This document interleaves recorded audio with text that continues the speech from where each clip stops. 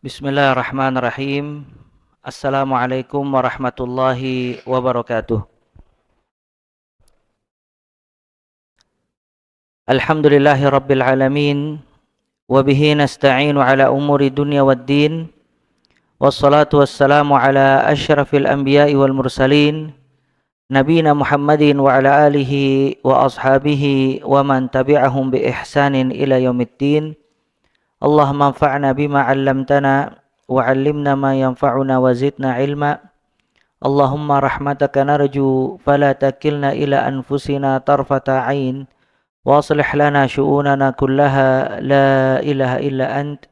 Rabbana taqabbal minna innaka antas sami'ul alim wa tub alaina innaka antat tawwabur rahim.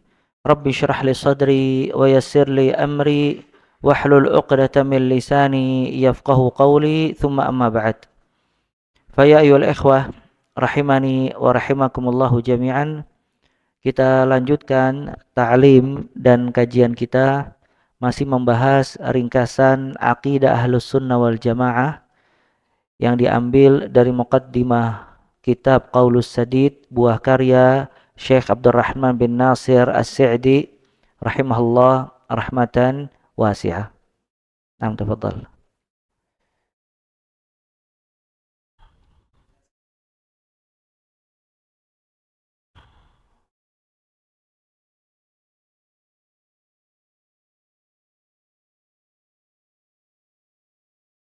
Enggak ya, masih poin pertama dibaca.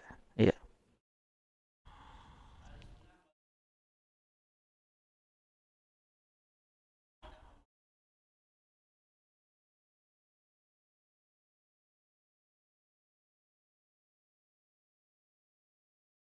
Naam, kemarin ya ikhwah, kita telah membahas yang pertama tentang urgensi mempelajari akidah Ahlus Sunnah wal Jamaah. Kemudian bagaimana ihtimamul ulama, perhatian ulama kepada akidah, dan bagaimana perhatian mereka di dalam ta'lif, mengarang kitab-kitab akidah Ahlus Sunnah wal Jamaah. Dan kita juga telah membahas siapa mereka Ahlus Sunnah wal Jamaah, kenapa mereka dinamakan dengan Ahlus Sunnah, dan kenapa dinamakan dengan Al-Jamaah. Ya, kita sebutkan dalil aqwalul ulama. Ya, kata Ibn Mas'ud radhiyallahu taala an, al-jama'a ma wafaqal haq wa in kunta wahdak. Jamaah adalah semua orang yang sesuai dengan hak walaupun dia seorang diri. Maka jamaah bukan berarti ta'assub, karena Ahlus Sunnah wal Jamaah tidak dikenal dengan ta'assub atau asabiyah, fanatik buta. Namun al-jamaah maksudnya mawafaqal haq, semua orang yang mengikuti hak. Walaupun dia seorang diri, dia tetap dinamakan dengan Ahlus Sunnah wal Jamaah. Dan Ahlus Sunnah wal Jamaah memiliki nama-nama yang lain seperti Ahlul Athar, At-Taifah Al-Mansurah, Al-Firqah An-Najiyah, Al-Ghuraba, Ahlul Hadith, dan yang lain-lainnya. Nama-nama ini pada hakikatnya nama-nama yang dinisbatkan kepada dalil dan syariat dan hukum Allah Azza wa Jal. Bukan nama-nama baru sebagaimana kelompok-kelompok yang keluar dari jalan Ahlus Sunnah wal Jamaah. Karena nama-nama tersebut dilandaskan dengan dalil-dalil. Dan nama-nama tadi untuk membedakan antara Ahlus Sunnah dengan Ahlul Bidah dan Ahwa. Karena dahulu semuanya mengatakan Muslim, maka Ahlul Bid'ah juga mengatakan Muslim. Ahlus Sunnah mengatakan dirinya seorang Muslim. Maka untuk membedakan antara Ahlul Bid'ah dengan Ahlus Sunnah, mereka memberikan nama khusus dengan Ahlus Sunnah wal Jamaah. Kemudian Ahlul Bid'ah mengetahui nama tersebut, mereka juga menamakan diri mereka dengan Ahlus Sunnah wal Jamaah, aswaja. Ya. Kemudian diperkecil lagi dengan Ahlul Athar, At-Taifah Al-Mansurah, Al-Firqah An-Najiyah, As-Salafi, dan yang lain-lainnya. Maka nama-nama itu nisbat kepada semua yang dibawa dalilnya oleh Allah Azza wa Jal dan Nabi Muhammad sallallahu alaihi wa ala alihi wasallam. Dan nama-nama tersebut bukan alqab semata, bukan laqab, bukan hanya nama semata. Kalau seseorang mengatakan dirinya ahlus sunnah wal jamaah, ahlul athar, at-taifah al-mansura, namun keyakinannya dan prakteknya jauh dari sunnah Nabi sallallahu alaihi wasallam, maka kata para ulama, al-asma la tughayyir al-haqa'iq. Nama-nama itu tidak dapat merubah hakikatnya. Maka tetap mereka ahlul bidah. Walaupun mereka menamakan diri mereka dengan ahlus sunnah. Oleh karena itu ahlus sunnah nama yang memiliki hakikat. Hakikatnya adalah memiliki landasan dan asas akidah yang kuat. Serta amalia yang sesuai dengan petunjuk Nabi Muhammad sallallahu alaihi wa alihi wasallam. Oleh karena itu Syekh Abdurrahman bin Nasir As-Sa'di rahimahullah mengatakan ahlus sunnah wal jamaah mereka adalah kemudian disebutkan poin-poin. Jadi kitab ringkas ini menjelaskan tentang karakteristik ahlus sunnah wal jamaah. Siapa mereka ahlus sunnah wal jamaah? Ya karena mereka memiliki asas yang semua orang menisbatkan diri dengan ahlus sunnah, asasnya sama. Ya, yang pertama yaitu mereka yang beriman kepada Allah, kepada para malaikatnya, dan seterusnya hingga takdir yang baik maupun yang buruk. Dan ini dinamakan dengan usulul iman. Ya, usul al-iman. Usulul iman, prinsip-prinsip dasar keimanan. Ya. Dan dasarnya pembahasan akidah itu membahas rukun iman. Ya. Maka pembahasan akidah dasarnya adalah membahas arkanul iman, rukun-rukun iman, beriman kepada Allah, beriman kepada para malaikat, beriman kepada para rasul dan seterusnya. Ya. Cuman dimasukkan perkara-perkara seperti sahabat, karamah aulia, keramat para wali, taat kepada para pemimpin dan yang lainnya, karena banyak kesesatan di dalam bab-bab akidah selain dari arkanul iman. Maka para ulama memasukkan poin-poin tersebut di dalam bab akidah karena dia merupakan asas yang kalau seseorang itu melenceng maka keluar dari petunjuk Nabi SAW dan keluar dari sunnah Nabi Muhammad SAW dan akidah yang benar. Maka usulul iman pada dasarnya pembahasan akidah berputar di pembahasan rukun iman. Namun setelah banyak penyimpangan, maka para ulama memasukkan pembahasan-pembahasan yang lain seputar akidah seperti masalah sahabat, taat kepada pemimpin dan yang lain-lainnya dalam pembahasan akidah. Dimasukkan ya karena itu asas dan banyak penyimpangan. Ya, dan iman ya ikhwah itu sangat penting. Dan pernah kita bahas ada satu kajian tentang syajaratul iman, pohon keimanan. Maka iman itu digambarkan oleh Allah Azza wa Jalla di dalam Al-Quran kasyajaratin tayyibah asluha thabitun wa far'uha fis sama.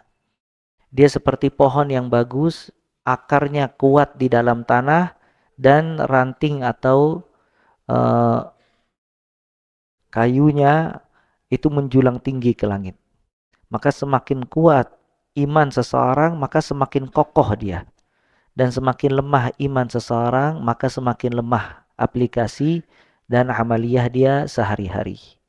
Makanya mempelajari iman termasuk kewajiban bagi seorang mukmin agar dia memiliki iman yang kuat. Dan apa yang dipelajari dari iman? Usulul iman, yaitu rukun iman yang dia pelajari pertama kali. Bagaimana dia beriman kepada Allah, bagaimana beriman kepada malaikat, dan seterusnya. Ya, sebagaimana dijelaskan oleh para ulama. Kemudian ya ikhwah, definisi iman. Apa itu iman? Iman dikatakan oleh para ulama secara bahasa dan secara istilah. Lughatan wa istilahan.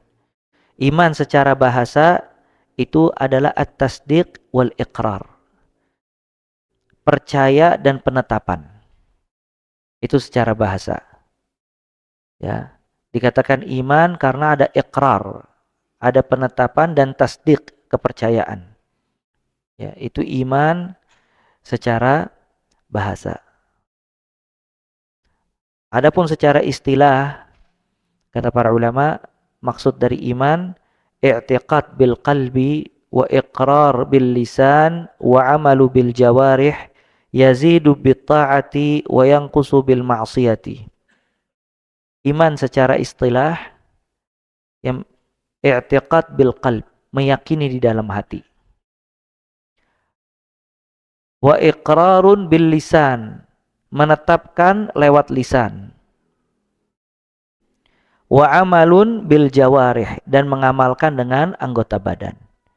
Maka tiga hal ini diyakini oleh Ahlus Sunnah wal Jamaah. Jadi iman yang pertama iqrar bil qalb atau i'tiqad bil qalb, meyakini dengan hati.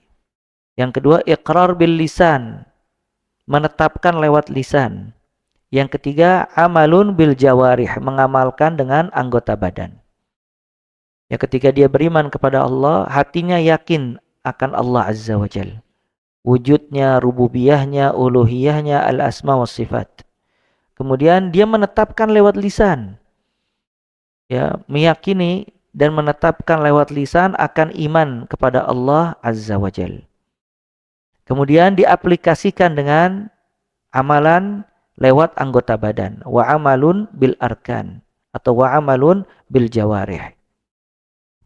Ya, ini sebagaimana perkataan Al-Hasan Al-Basri rahimahullah, laisal iman bitamanni wala bitahalli walakinnal iman ma waqara fil qalb wa saddaqathu al-a'mal. Iman, kata Imam Hasan Al-Basri rahimahullah, bukan dengan harapan semata dan perhiasan semata. Tapi iman ma waqara fil qalb, apa yang tertanam di dalam hati, wa saddaqathu al-a'mal, dan diaplikasikan lewat amalan. Makanya Ahlus Sunnah meyakini kalau iman itu berkaitan dengan hati, berkaitan dengan apa ikhwah? Lisan, kemudian yang ketiga berkaitan dengan anggota badan. Dan Nabi SAW juga bersabda, al-iman bid'un wa sab'una syu'bah. Iman itu 70 sekian cabang. Ya, al-iman bid'un wa sab'una syu'bah. 70 sekian cabang. Fa'a'laha, yang paling tinggi dari iman, la ilaha illallah. Wa adnaha, dan yang paling ringan dari cabang keimanan, imatatul adza anit tariq, membuang gangguan di jalan. Wal haya syu'batun minal iman, dan rasa malu bagian dari iman. Maka lihat, hadis ini mencakup tiga hal tadi, keyakinan di dalam hati, kemudian atau amalan hati, lisan, dan anggota badan. Kata Nabi SAW, al-iman bid'un wa sab'una syu'bah, iman 70 sekian cabang, yang paling tinggi la ilaha illallah. La ilaha illallah itu berkaitan dengan apa? Amalan apa dia? Lisan, hati, atau anggota badan? Hati dan lisan. Karena orang kalau mengucapkan la ilaha illallah tidak diyakini dalam hatinya, maka tidak sah. Kalau meyakini di dalam hatinya tapi enggan untuk mengucapkan la ilaha illallah, tidak sah. Maka syahadat la ilaha illallah, persaksian la ilaha illallah, amalan hati dan lisan. Itu yang paling tinggi. Kemudian kata Nabi SAW, wa adnaha imatatul adza anit tariq. Yang paling rendah itu menghilangkan gangguan di jalan. Itu amalan apa? Anggota badan. Wal haya syu'batun minal iman. Dan haya bagian dari keimanan. Haya amalan apa? Hati. Maka hadis yang agung ini menjelaskan kalau iman dia berkaitan dengan hati, berkaitan dengan lisan, berkaitan dengan anggota badan. Kenapa dibahas pembahasan ini oleh para ulama? Karena sebagian firqah dia tersesat dalam bab ini. Ya. Sebagai contohnya Murji'ah. Murji'ah meyakini kalau iman itu hanya di hati. Makanya mereka punya keyakinan siapapun yang berbuat maksiat, imannya tetap tidak goyah dan tidak berubah. Bahkan kata mereka imannya itu sama seperti iman Abu Bakar, bahkan iman Jibril alaihissalam. Karena dia menghilangkan sebagian dari definisi iman. Makanya ahlu sunnah menjelaskan definisi iman mencakup semuanya untuk membantah siapa? Murji'ah. Begitu juga Mu'tazilah ada kesalahan, Khawarij ada kesalahan. Makanya definisi ini tidak dikenal di kalangan para sahabat Nabi SAW. Tidak ada di zaman Nabi dan para sahabatnya mendefinisikan iman dengan definisi ini. Cuma definisi ini datang dijelaskan oleh para ulama ketika banyak penyimpangan seputar akidah. Maka mereka memberikan kaidah-kaidah agar ahlu sunnah tahu apa itu iman, definisinya, dan bisa membedakan antara iman yang diyakini oleh ahlu sunnah wal jamaah dengan iman yang diyakini oleh Murji'ah, Mu'tazilah, Khawarij, dan yang lainnya. Bisa dipahami ini ya. Nah, jadi iman ada kaitannya dengan hati. Makanya ada amalan hati. Dari kejujuran, ikhlas, tawakal, dan yang lainnya.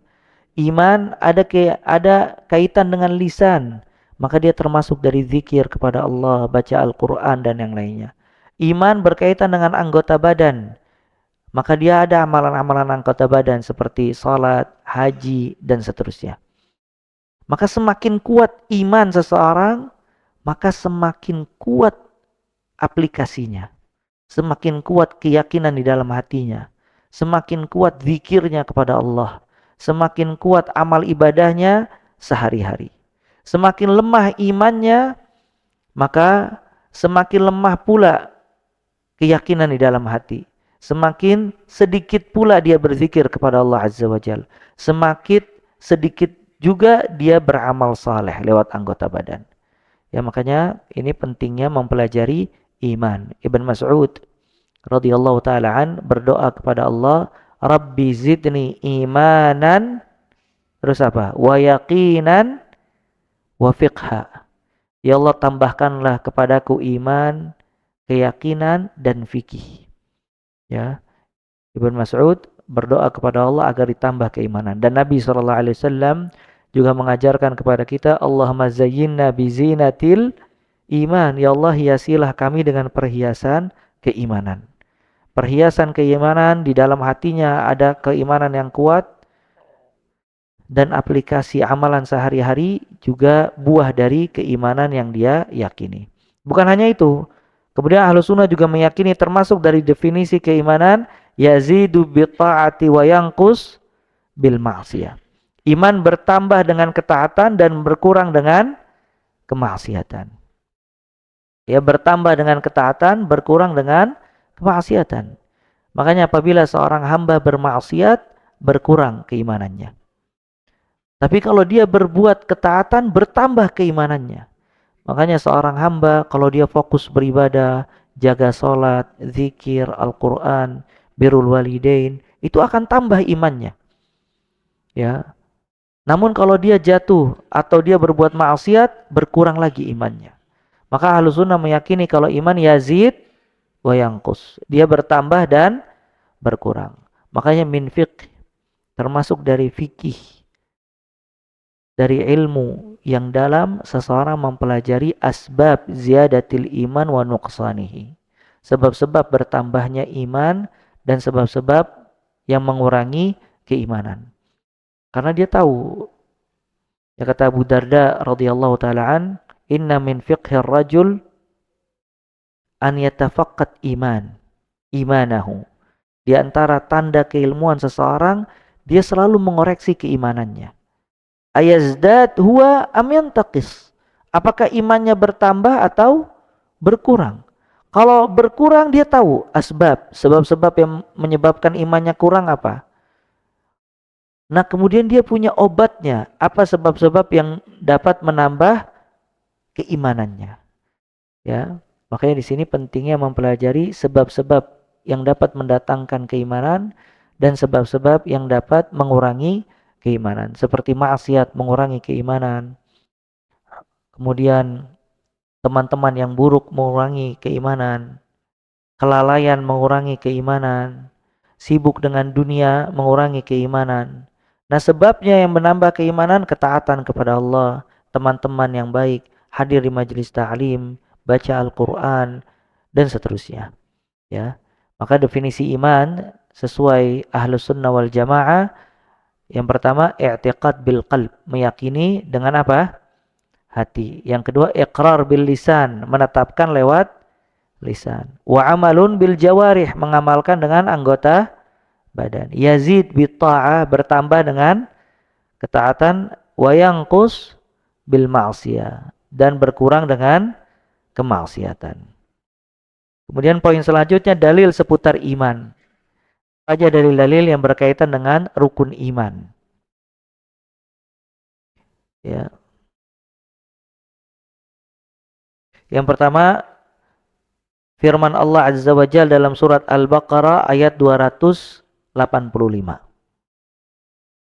Allah Ta'ala berfirman, "Laisal bir an tuwallu wujuhakum qibala al-masyriqi wal maghrib, walakinnal birra man amana billahi wal yawmil akhir wal malaikati wal kitab wan nabiyyin." Ya. Afwan, Al-Baqarah ayat 177. Yang pertama Al-Baqarah ayat 177. Laisal birra an tuwallu wujuhakum qibala al-masyriqi wal maghrib. Bukanlah kebaikan itu kamu memalingkan wajah kamu ke timur atau ke barat. Walakinnal bir, akan tetapi kebaikan itu man amana billah. Siapa saja yang beriman kepada Allah. Ini rukun iman yang pertama, beriman kepada Allah. Man amana billah. Wal yaumil akhir. Yang kedua beriman kepada hari akhir. Wal malaikah, yang ketiga beriman kepada para malaikat. Wal kitab, yang keempat beriman kepada kitab. Wan nabiyyin, dan yang kelima beriman kepada para nabi. Jadi dari rukun iman, ayat ini menjelaskan berapa? Hah? 5. Ya, menjelaskan 5 dari rukun iman. Ini dalil-dalil seputar rukun iman. Yang pertama firman Allah surat Al-Baqarah ayat 177. Yang kedua Al-Baqarah ayat 285. Kullun amana billahi wa malaikatihi wa kutubihi wa rusulih la nufarriqu baina ahadin min rusulih. Ini ayat terakhir surat Al-Baqarah. Siapa saja yang beriman kepada Allah, kepada para malaikatnya, kepada kitab-kitabnya, kepada rasul-rasulnya. Ya. Dan kita tidak membedakan salah seorang pun dari rasul-rasul Allah Azza wa Jalla. Adapun dalil tentang takdir di dalam Al-Quran, yaitu firman Allah surat Al-Qalam ayat 49. Allah Ta'ala berfirman, "Inna kulla syai'in khalaqnahu biqadar." Inna kulla syai'in khalaqnahu biqadar. Sesungguhnya segala sesuatu kami ciptakan dengan takdir. Segala sesuatu kami ciptakan dengan takdir. Adapun hadis Nabi sallallahu alaihi wasallam yang menjelaskan tentang rukun iman, yaitu hadis yang diriwayatkan oleh Imam Muslim, hadis Jibril alaihissalam dari sahabat Umar bin Khattab radhiyallahu taala an. Ya, Jibril datang kepada Nabi sallallahu alaihi wasallam dan berkata, "Ya Muhammad, akhbirni anil iman." Wahai Muhammad, kabarkan kepadaku tentang iman. Maka Nabi sallallahu alaihi wasallam mengatakan, "Al-iman an tu'min billah wa malaikatihi wa kutubihi wa rusulihi wal yawmil akhir wa an tu'min bil qadar khairihi wa syarrihi." Kata Nabi SAW, iman, engkau beriman kepada Allah. Itu yang pertama. Yang kedua beriman kepada malaikat. Yang ketiga beriman kepada kitab-kitab. Yang keempat beriman kepada para rasul. Dan yang kelima beriman kepada hari kiamat. Dan yang terakhir engkau beriman kepada takdir yang baik maupun yang buruk. Ya.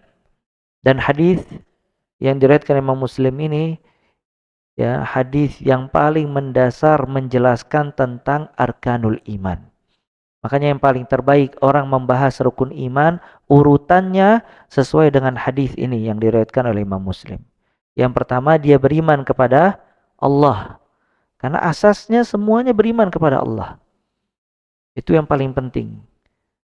Kemudian yang kedua beriman kepada para malaikat. Kenapa didahulukan para malaikat sebelum yang lain? Karena para malaikat makhluk gaib tidak terlihat. Maka yang gaib tidak terlihat didahulukan dibandingkan yang terlihat. Ya. Dan malaikat milik siapa? Allah. Maka malaikat-malaikat Allah Azza wa Jalla. Kemudian yang ketiga wa kutubihi, kitab-kitabnya. Kenapa didahulukan kitab-kitabnya? Karena kitab-kitab merupakan firman siapa? Allah Azza wa Jalla. Kemudian yang keempat wa rusulihi, rasul-rasulnya. Baru rasul yang keempat karena rasul manusia yang disaksikan oleh manusia. Maka datang pada poin keempat. Wal yaumil akhir, kenapa hari kiamat? Karena dia hari terakhir. Maka dinamakan hari kiamat, tidak ada hari setelah hari kiamat, maksudnya hari di dunia. Ya, apabila terjadi hari kiamat, setelahnya sudah tidak ada lagi hari di dunia. Karena habis itu semuanya proses ukhrawiyah, proses akhirat. Dan yang terakhir wa antu'mina bil qadar khairihi wa syarrihi. Engkau beriman kepada takdir yang baik maupun yang buruk. Sebagian memasukkan iman kepada takdir ke dalam iman kepada Allah Azza wa Jalla. Oleh karena itu di dalam Al-Quran, tadi surat Al-Baqarah ayat 177 dan 285 tidak disebutkan tentang takdir. Karena takdir masuknya iman kepada Allah. Kenapa? Karena takdir termasuk dari perbuatan Allah Azza wa Jalla. Maka beriman kepada takdir termasuk beriman kepada Allah Azza wa Jalla.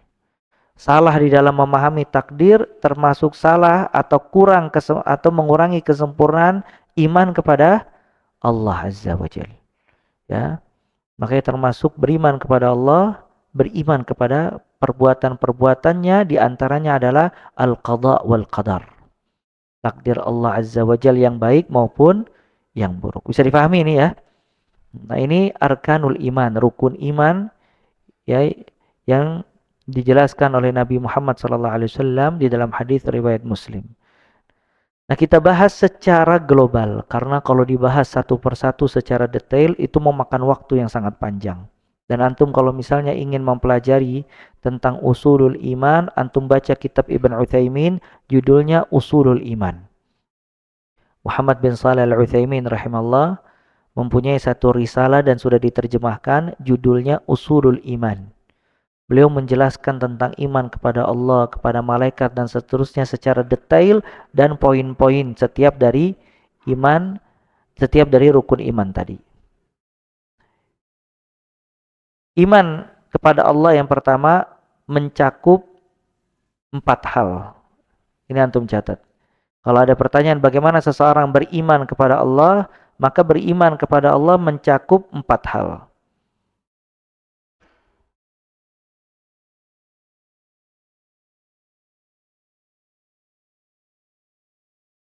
Yang pertama beriman kepada wujud Allah Azza wa Jalla. Beriman kepada wujud Allah Azza wa Jalla. Bahwasanya Allah ada dan memiliki sifat-sifat dzatiyah, sifat-sifat fi'liyah. Sifat-sifat dzatiyah adalah sifat-sifat yang melekat pada diri Allah Azza wa Jalla. Allah Ta'ala menyatakan dirinya memiliki wajah, memiliki jari jemari, memiliki tangan, memiliki kaki dan seterusnya. Tapi semua yang dinisbatkan kepada Allah atau semua sifat Allah tidak sama seperti sifat makhluk. Laisa kamitslihi syai' wa huwas samiul basir. Maka kita mengimani akan adanya Allah dan wujud Allah Azza wa Jalla. Ya.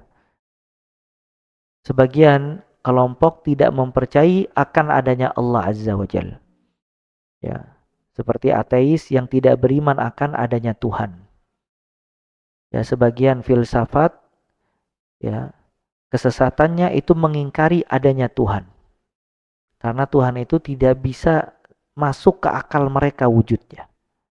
Maka karena mereka mentuhankan akalnya dan tidak bisa memikirkan bagaimana Tuhan sesuai dengan akal mereka, maka mereka mengingkari Tuhan.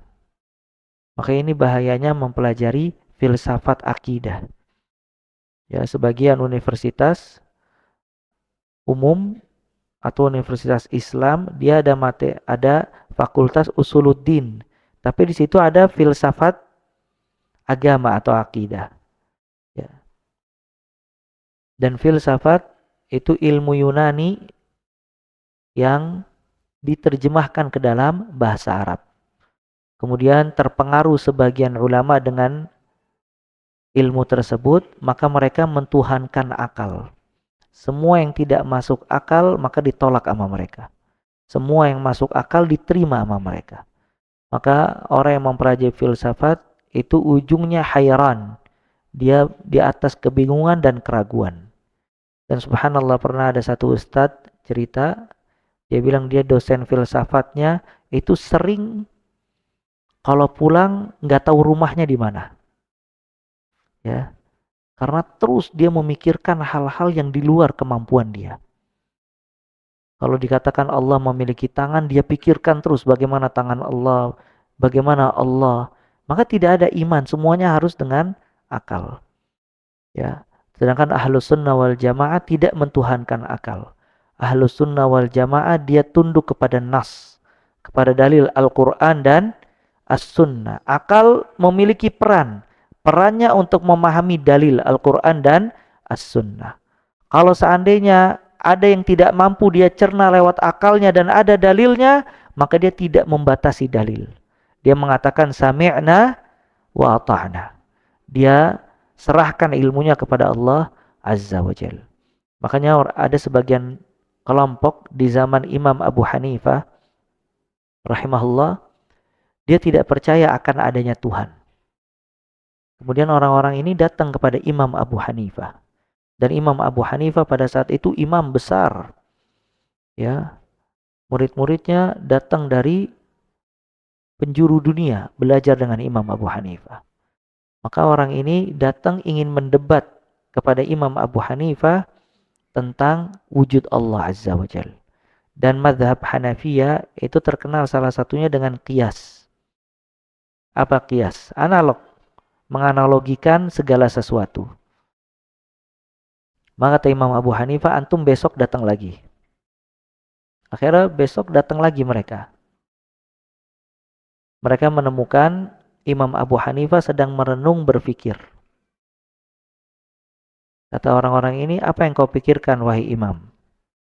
Kata dia, aku sedang berpikir keras bagaimana kapal ini, kapal yang di laut, dia bisa membentuk tubuhnya sendiri menjadi kapal, dia mengangkut barang-barang sendiri ke atas kapal, kemudian dia menyeberangi lautan sendiri tanpa nakoda, kemudian sampai ke tempat tujuannya menurunkan barang-barang tanpa ada kuli atau yang membantu dari manusia. Maka kata orang-orang ini, kalau engkau memikirkan itu, idzan anta majnun, katanya. Kalau begitu engkau orang gila. Kata Imam Abu Hanifah, subhanallah. Kalau engkau mengatakan aku gila memikirkan ini, kenapa engkau tidak berpikir akan adanya langit dan bumi? Siapa yang menciptakannya langit dan bumi? Matahari keluar di siang hari, kemudian bulan keluar di malam hari. Mereka berputar, tidak berbenturan, sesuai dengan waktu yang ditentukan. Di pagi hari manusia beraktivitas, di malam hari manusia istirahat. Bukankah ini semua ada penciptanya? Bukan ada dengan sendirinya. Fabuhital ladzi kafar. Maka orang-orang kafir tidak bisa berbicara. Maka ini membuktikan segala sesuatu bukti akan adanya Allah Azza wa Jalla. Matahari akan adanya Allah, bulan akan adanya Allah.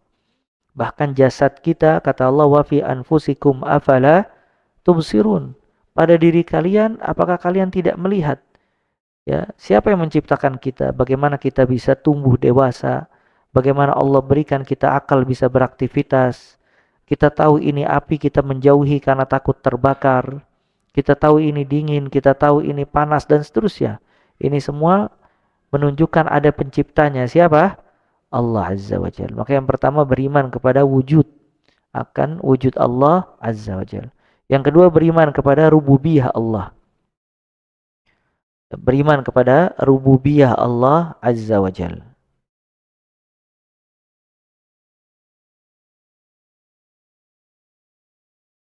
Apa maksudnya rububiyah? Beriman kepada perbuatan-perbuatan Allah Azza wa Jalla.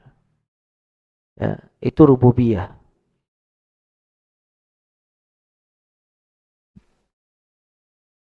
Ya, beriman kalau Allah memberikan rizki.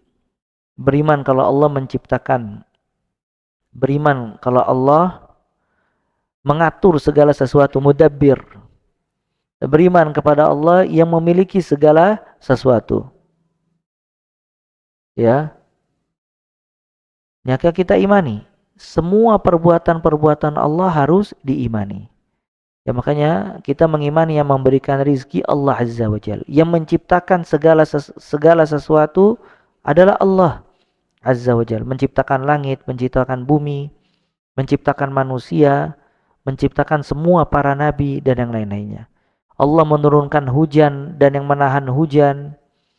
Ya, Allah yang menciptakan hewan-hewan, tumbuhan-tumbuhan.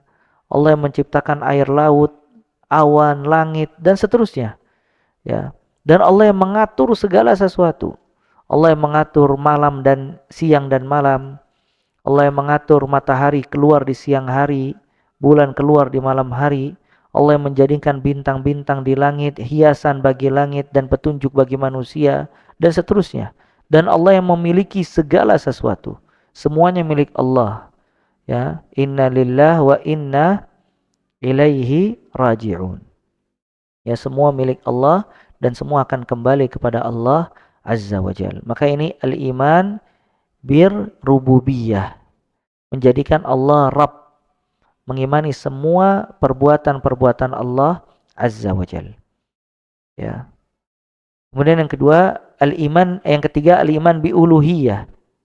Al-uluhiyah. Mengimani uluhiyah Allah. Uluhiyah, kalau tadi rububiyah mengimani perbuatan-perbuatan Allah Azza wa Jal. Kalau uluhiyah itu mengimani bahwasanya ibadah semuanya hanya untuk Allah Azza wa Jal. Menjadikan perbuatan hamba untuk Allah Azza wa Jal. Itu tauhid uluhiyah. Ya, tauhid uluhiyah. Ya, menjadikan Allah satu-satunya zat yang disembah dan mengesahkan Allah di dalam peribadatan. Itu uluhiyah. Makanya rububiyah berasal dari kalimat Rabb. Sedangkan uluhiyah berasal dari kalimat ilah. Ya. Rabb itu yang menciptakan, dinamakan Rabb karena dia menciptakan, mengatur dan memiliki. Sedangkan al-ilah itu disembah. Ya, makanya kalimat tauhid la ilaha illallah. Tiada Tuhan yang berhak disembah melainkan Allah Azza wa Jalla. Nah, tauhid uluhiyah kita mempersembahkan ibadah hanya untuk Allah Azza wa Jalla.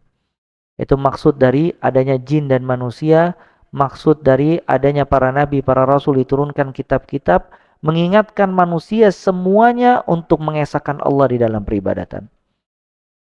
Kata Allah Azza wa Jalla, "Wa ma khalaqtul jinna wal insa illa liya'budun." Tidaklah aku ciptakan jin dan manusia melainkan untuk beribadah kepadaku. Kata Allah Azza wa Jalla, "Wa laqad ba'atsna fi kulli ummatin rasulan an i'budullaha wajtanibut taghut." Kami telah mengutus di setiap umat seorang rasul. Tugas rasul tadi an i'budullah, menyuruh manusia menyembah Allah, wajtanibut taghut, dan menjauhi segala macam taghut. Dan semua para nabi dakwanya u'budullah wala tusyriku bihi syai'a. Sembahlah Allah dan jangan kalian berbuat syirik kepada Allah dengan sesuatu apapun juga. Dan tauhid uluhiyah ini sebab pertikaian antara Rasul dengan umatnya. Makanya sedikit atau bahkan hampir tidak ada kecuali Fir'aun yang mengingkari rububiyah. Semuanya meyakini rububiyah. Orang-orang Arab jahiliyah meyakini kalau Allah menurunkan hujan, memberikan rizki, menciptakan, mengatur. Dia meyakini. Abu Jahal, Abu Lahab, Abdul Muttalib, Semuanya meyakini akan rububiyah Allah.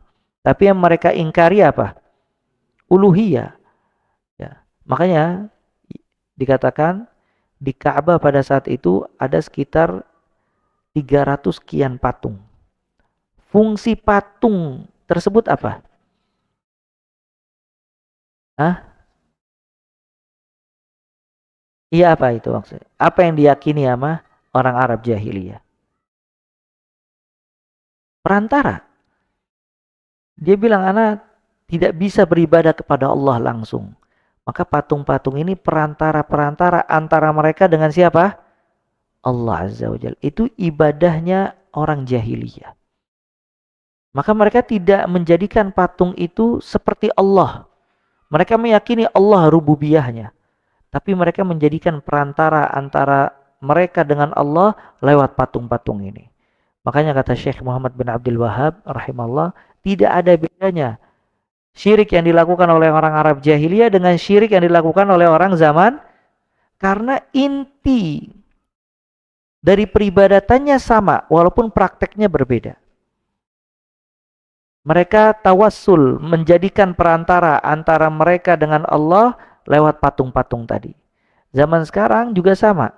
Kuburan-kuburan itu bukan diyakini sama mereka kalau itu Allah. Tetap Allah yang memberikan rizki, menyehatkan, mengangkat bala dan yang lainnya. Tapi dia menjadikan antara diri dia dengan Allah perantara, yaitu orang-orang saleh yang mereka yakini di kuburan-kuburan, patung-patung dan seterusnya. Atau buat meminta syafaat kelak di akhirat. Ini semuanya dalil-dalil ahlul jahiliyah yang masih dilakukan oleh orang-orang yang berbuat syirik pada zaman sekarang. Makanya semuanya dibantah oleh Allah Azza wa Jalla. Gak ada bedanya. Bahkan kata Muhammad bin Abdul Wahab, syirik zaman sekarang lebih parah dibandingkan syirik dahulu. Kenapa lebih parah? Karena zaman dahulu tidak ada yang menyembah orang gila. Nggak ada yang menjadikan orang gila Tuhan-Tuhan selain Allah Azza wa Jalla. Mereka menyembah kelasnya tinggi. Malaikat, Al-Lata wal Uzza. Antum tahu siapa Lata wal Uzza? Kata Allah, afara'aitumul Lata wal Uzza wa manata thalithatal ukhra. Ini Tuhannya kabilah-kabilah Arab. Al-Lata itu orang dermawan luar biasa. Dinamakan dengan Lata, sebagian mengatakan karena dia Yalut as-Sawiq. Dia biasa mengadonin kue. Jadi ketika musim haji, dia spesialis memberikan makan kepada semua jamaah haji. Dia adonin kue dengan tangannya, kemudian dia hidangkan buat jamaah haji. Subhanallah, ketika orang ini wafat, dijadikan kuburannya sesembahan selain Allah Azza wa Jalla. Artinya ini orang baik apa bukan? Orang baik. Ya. Cuman zaman sekarang kadang orang gila dijadikan Tuhan sama dia. Udah jelas tuh orang gila.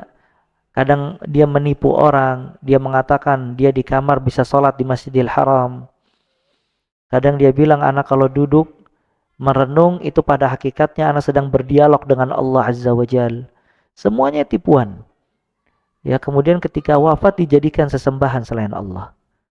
Maka apa yang dikatakan oleh Syekh Muhammad bin Abdul Wahab benar. Dan orang jahiliyah ya ikhwah subhanallah, mereka yusyrik firraha wa yu'min fisyadad atau fisyiddah. Dia beriman kepada Allah, dia berbuat syirik kepada Allah di waktu lapang. Jadi kalau dia dalam keadaan aman, dalam keadaan sehat, dalam keadaan banyak rizki, dia beriman kepada Allah Azza wa Jalla.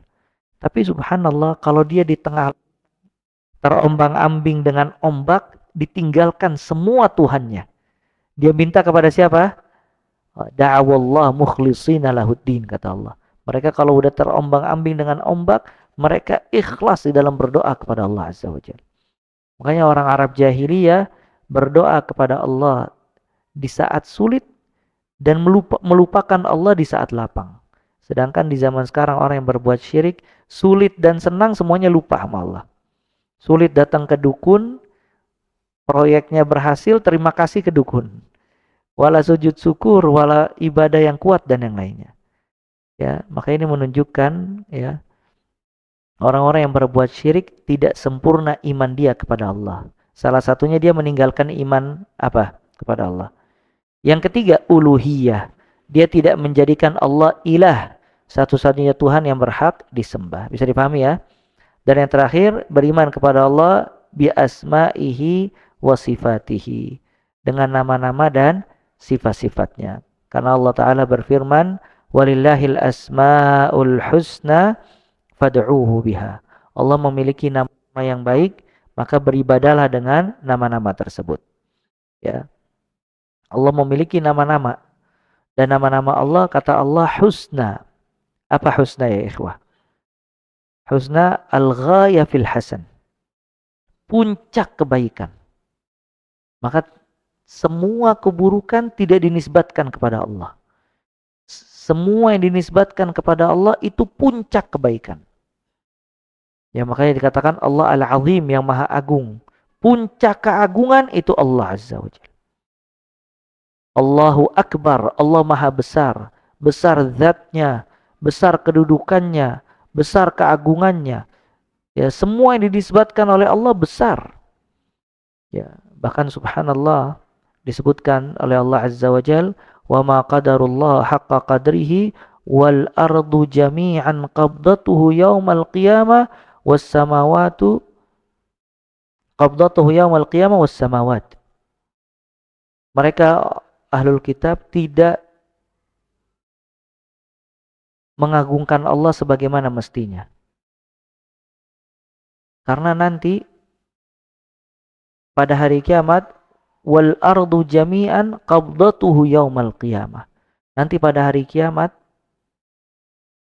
bumi beserta isinya semuanya digenggam dengan tangan Allah Azza wa Jalla.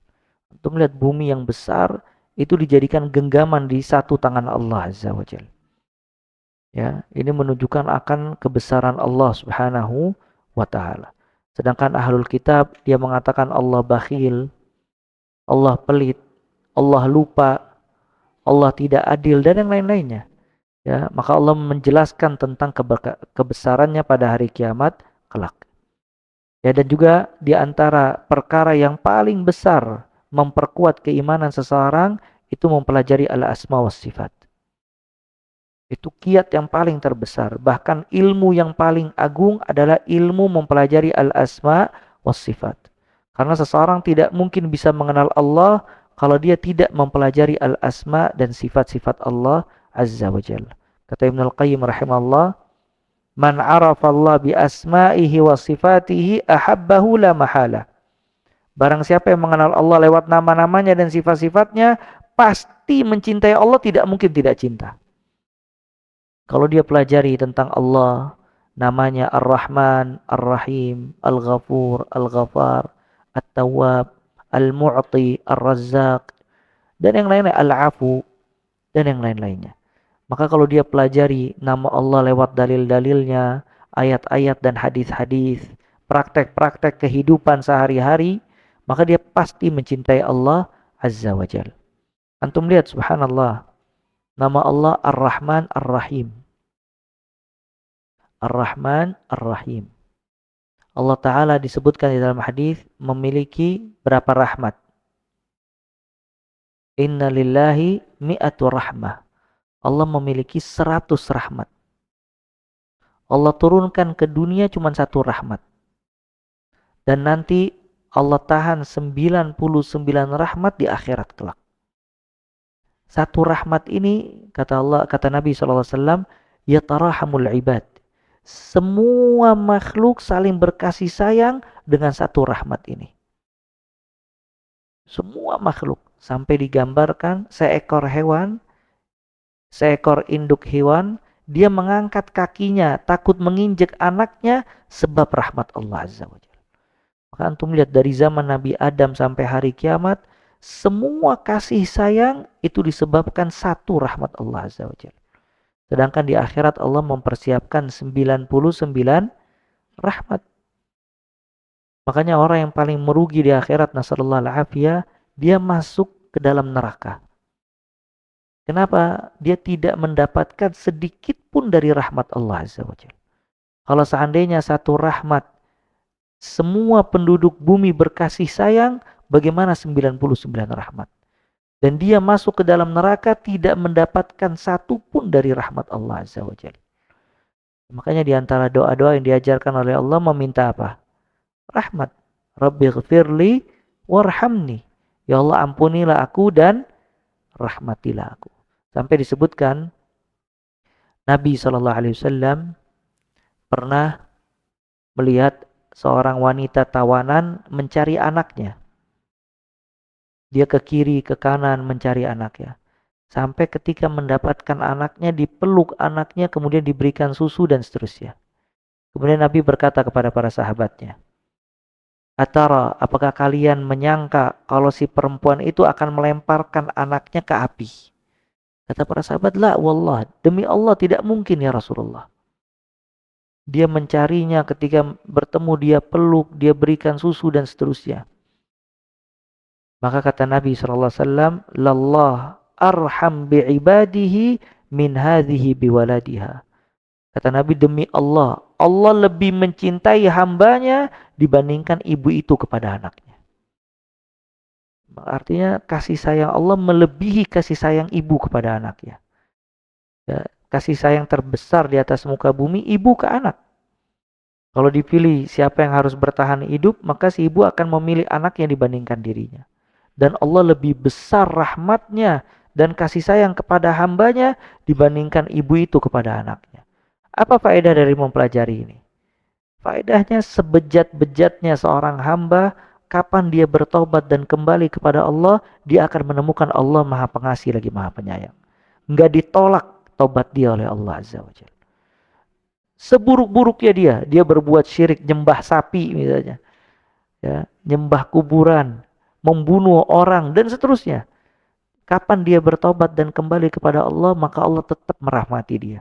Selama hayat dikandung, selama nafas belum sampai tenggorokan, dia bertobat, diterima tobatnya oleh Allah Azza wa Jalla. Lihat subhanallah, itu baru satu nama. Sedangkan Allah memiliki nama yang banyak. Makanya kalau dia pelajari nama-nama Allah satu persatu, maka dia akan tumbuh di dalam hatinya kecintaan kepada Allah Azza wa Jalla.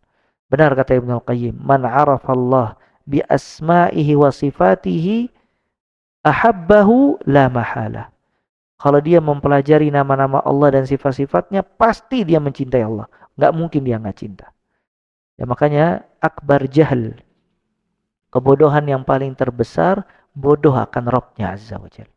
Dia tahu detail, kadang dia tahu detail mungkin bisnis dia tahu detail apa orang-orang yang dia cintai, dia tahu detail semua hal, mobil, motor dan yang lainnya, tapi subhanallah Rabb yang disembah dia tidak tahu apa-apa. Ya, yang ngasih dia makan, ngasih dia minum, yang menyelamatkan dia di akhirat kelak, dia tidak mempelajari sama sekali. Dia luangkan waktunya semuanya untuk selain Allah Azza wa Jalla. Oleh karena itu, di sini pentingnya mempelajari al-asma was sifat, ya, mempelajari al-asma was sifat. Dan itu ilmu terbesar, ilmu agung dan sebab terbesar yang dapat menambahkan keimanan. Tapi kita cukupkan sampai di sini ya ikhwah, kita lanjutkan pekan depan bismillah taala dari pembahasan rukun iman, yaitu beriman kepada malaikat-malaikat Allah Azza wa Jalla. Bisa dipahami pembahasannya? Antum paham? Paham? Mudah apa berat? Karena diem ini antara dua. Antara paham, nggak paham, atau lagi mikirin yang lain. Ya. Dan insya Allah ya ikhwah, ana jelaskan. Kajian kita di Masjid Fatimah, kedepannya kita akan membahas yang berkaitan dengan manhaj dan akidah. Dan setiap kajian selesai dari satu kitab, kita pindah ke kitab yang lain. Dan setiap kitab insya Allah ana ringkas, ana berikan kepada antum. Antum catat poin-poin yang bermanfaat, yang berkaitan dengan poin-poin yang ada di kitab yang kita berikan kepada antum. Kayak tadi misalnya, beriman kepada Allah, poinnya apa saja, definisi iman, dalilnya dan seterusnya. Terus antum rapikan di rumah. Itu menjadi ilmu yang bermanfaat.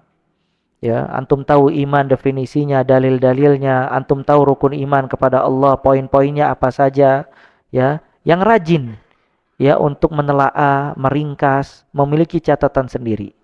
Ya, karena kalau tidak seperti itu iman hilang. Dan semakin antum ringkas, antum jaga ilmu tersebut, semakin bertambah iman antum. Dan semakin bermanfaat. Dan akan ditambah lagi ilmu oleh Allah Azza wa Jalla. Dan adapun di Masjid Asy-Syifa, insyaallah kita akan membahas fikih. Ya, mulai Sabtu ini kita akan membahas fikih. Kita akan mulai dari kitab Manhajus Salikin, itu fikih paling ringkas, dimulai dari air, taharah dan seterusnya. Ya, kita akan fokus kepada fikih ibadah dari air sampai haji. Nanti anak kasih ringkasannya juga, antum catat setiap poin-poin pentingnya. Ya, di sela-sela itu kita insya Allah akan membahas kajian-kajian tematik biar tidak jenuh.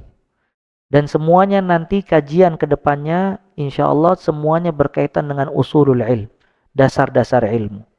Akidah, dasar-dasarnya, fikih, dasar-dasarnya. Mungkin setelah Manhajus Salikin, kitab fikih ringkas, kita akan membahas Umdatul Ahkam, kumpulan hadis-hadis ahkam hukum fikih. Nanti juga kita akan membahas ringkasan sejarah Nabi Muhammad sallallahu alaihi wasallam, ya. Kemudian kita akan membahas Bulughul Maram, kitab-kitab akidah juga kita bahas, akidah wasatiyah, akidah tahawiyah dan seterusnya. Ya, agar kajian ini ada dasarnya, kemudian ada usul dasar-dasar ilmu yang wajib dipelajari oleh setiap muslim baik laki-laki maupun perempuan. Baik, itu aja, kita tutup majelis. Subhanakallah bihamdik, asyhadu an la ilaha illa anta astaghfiruka wa atubu ilaik. Wa sallallahu alaihi wa baraka ala abdika rasulika Muhammad wa akhiru da'wana alhamdulillahi rabbil alamin. Tsumma assalamu alaikum warahmatullahi wabarakatuh.